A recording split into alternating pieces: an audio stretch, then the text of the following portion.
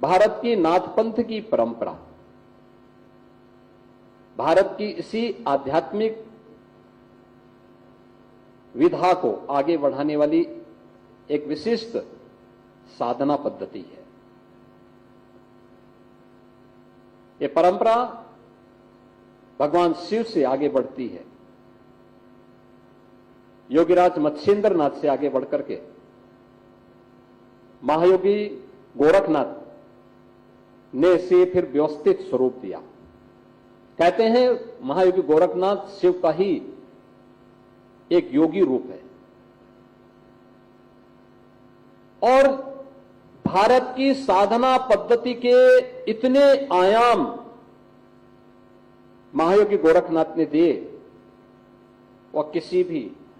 जाति का हो, किसी क्षेत्र का हो, किसी उम्र का हो, किसी लिंग का हो, उसके लिए उस प्रकार की साधना पद्धति आपको महायोगी गोरखनाथ के साहित्य में प्राप्त हो सकता है। और यही वो परंपरा है जो देश के अंदर, अगर आप देखेंगे उत्तर से दक्षिण, पूरब से पश्चिम, उत्तर में तिब्बत से लेकर के सुदूर दक्षिण में श्रीलंका तक, पूरब में इंडोनेशिया से लेकर के बांग्लादेश से लेकर के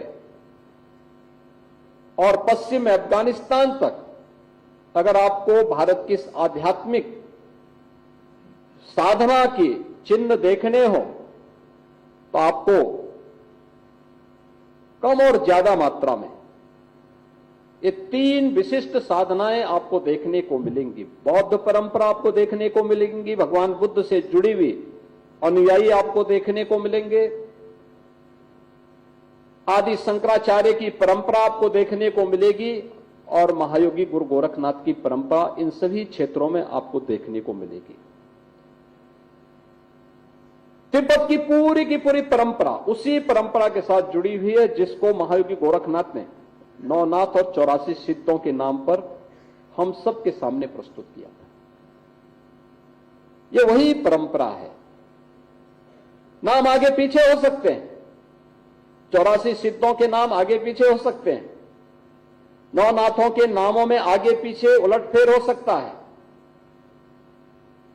और देश के अंदर अलग अलग स्थानों पर आपको इनसे जुड़े हुए स्थल,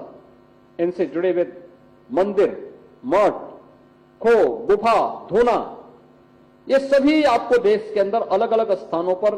आज भी देखने को मिलते हैं। बृहत्तर भारत में देखने को मिलते हैं, उनके अवशेष मिलते हैं।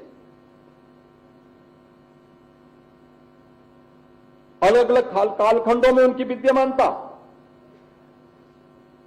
उनके प्रति आम श्रद्धा के भाव के साथ जुड़ी हुई मानवता कितना विस्तृत रहा है, आंकलन करना बहुत कठिन होता है, बहुत कठिन होता है। और उसी परंपरा में जो महायोगी गोरखनाथ की विशिष्ट परंपरा थी, कहते हैं एक लंबे समय तक गोरखपुर को अपनी साधना स्थली के रूप में महायोगी गोरखनाथ ने उपकृत किया था और उन्हीं की साधना भूमि होने के नाते इस शहर का नाम गोरखपुर पड़ा। ये नाम उन्हीं के नाम से आज हम सबकी जो पहचान है महायोगी गोरखनाथ के नाम पे है। गोरखनाथ जी ने जो यहां पे साधना की थी और इससे इस क्षेत्र को उपकृत किया था, उन्हीं के नाम पर शहर और जनपद का नाम वर्तमान में जाना जाता है।